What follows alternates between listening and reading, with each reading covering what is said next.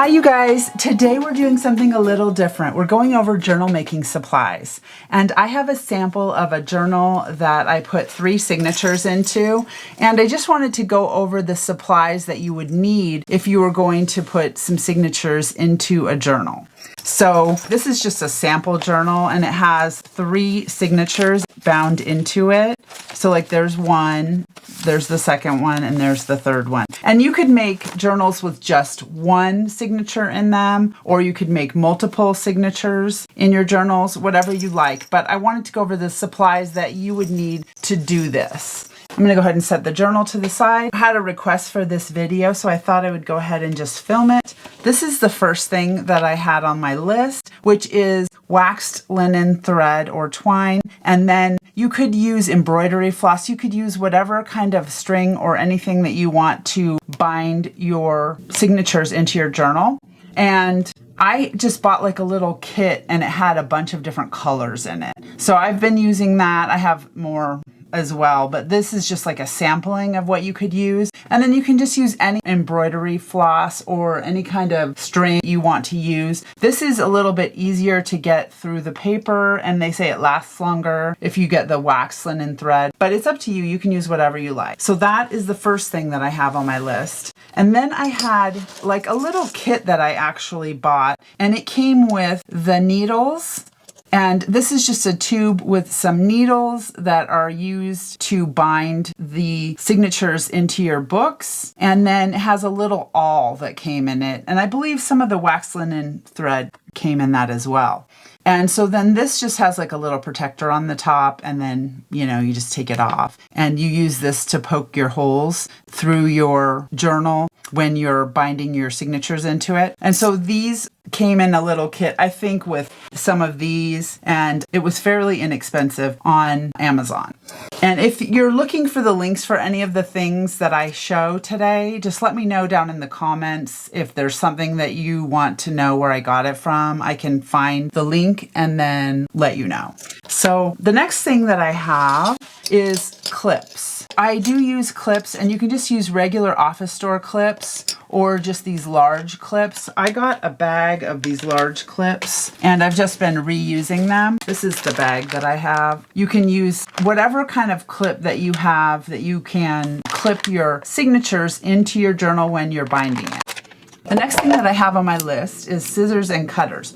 And so these are optional. You don't have to have a cutter, but you might want to have one. I really feel like if I was gonna pick a size, I would have the larger size one, because you can do your 12-inch sheets of paper, and sometimes I don't cut those evenly on my own when I'm just hand cutting them. So I think that this one is a nice size to have if you're picking between the two. I do have several cutters actually, but these are just 2 examples of them. This one is one that cuts down like that, and then this one just has a little thing that slides and cuts. I do have scissors that I like to use that are like paper scissors. They're especially made for cutting out different little digitals. I like to use these little ones for cutting out really small digitals, when I want to go around them precisely.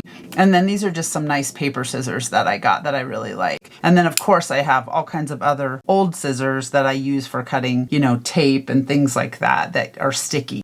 Okay, and then the next thing that I have on my list, I'm going to get these out of the way. The next thing that I have on my list is glues and tapes.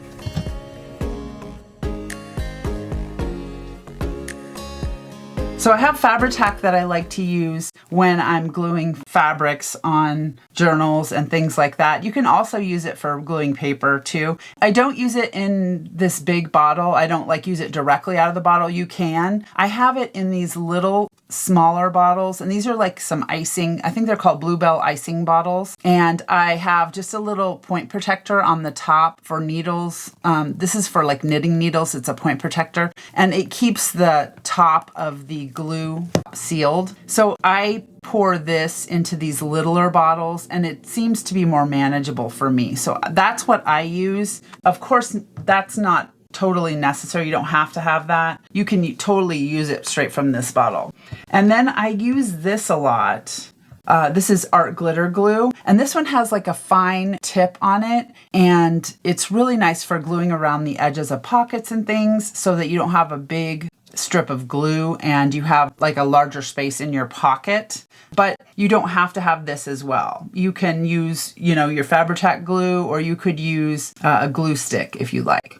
And then I have my glue sticks. These are my two favorite glue sticks. You can totally use whatever kind of glue stick that you can find wherever you shop at. These two I buy on Amazon. Sometimes I buy this one from another like stationery store, but I'll buy like several at a time so that it's cheaper, or if they're on sale, I'll get them.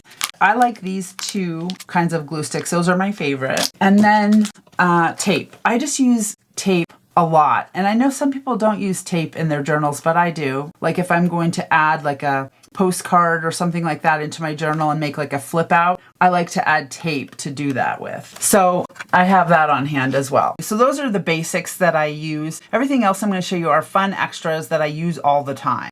And so the next thing that I have on my list is a stapler. I did buy this when I first started junk journaling, and I use it. I really like it. You can use a regular size stapler, but this is a mini one. The staples are really small, and it's made by Tim Holtz. I do like this one a lot. The next thing that I have on my list is hole puncher and eyelet setter. So I do have just a regular little hole puncher, and I use this a lot. But if you buy this Crocodile, now I got it on sale. So I would keep an eye out for when it goes on sale if you're wanting to get one of these. But inside of this package comes different little eyelets. I've added more eyelets into my package, so these aren't the ones that it originally came with. But it comes with this little Crocodile, which is 2 hole cutters. It has a hole cutter for bigger holes on this side and then smaller holes on this side. And then it has the eyelet setter in the middle. So I use this a lot on a lot of different projects that I'm doing. And I kind of feel like it's one of those fun things to have if you get into it and you really like doing journal making. You probably will want to get one of these. And there's actually a larger size if you're wanting to do eyelets that are in deep on something, and you can get that one too. I don't have that one. I just use this one, and this is the less expensive version. The other one I think is a little bit more, but you can get that one as well. Okay, so I use those quite a bit actually, but they're not necessary. They're just fun extras. And I feel like this little corner rounder is a fun extra too. I use it all the time, and I feel like you probably will want a corner rounder because I feel like it's one of my most used items. This one has 3 different size corners. It does like a bigger rounded corner and then just more pointy rounded corners. I kind of like this type of thing, so I can just use 3 different sizes on one punch.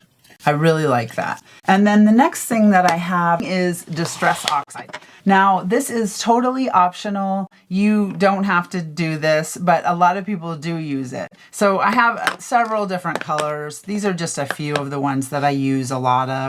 I have like walnut stain. Now, these just come in like little ink pads like this, and then I have like little daubers, and one for each one. And then actually these little things come off with Velcro, so you can switch them off and just use one of the little daubers. And I really like these. You can actually buy like bigger daubers. I have these that I got off of Etsy from a lady who makes them, or her husband makes them, I believe. I do like these as well. So these are something that is definitely totally optional and fun to have. And I have them in several different colors. The last thing that I was going to show is just different kinds of clips. Now I got like a little variety of these bullnose clips, and I like to use those on projects and then just different paper clips. So I have colored paper clips and like gold paper clips and different things that I use on my projects all the time. I also have these little light bulb stitch markers or light bulb pins, and I use these a lot in projects too. So the other thing that I have is like lots of washi tape. I use that when I'm like putting together my journals and just doing all kinds of stuff in my journals, you know, like decorating the pages and stuff like that. So I do use washi tape a lot as well. So that concludes my little list of everything I kind of use on the regular to make my journals and to decorate my journals. I use that kind of stuff. I hope that you enjoyed this little video with journal making supplies in it. All right, you guys, I'll see you next time. Bye.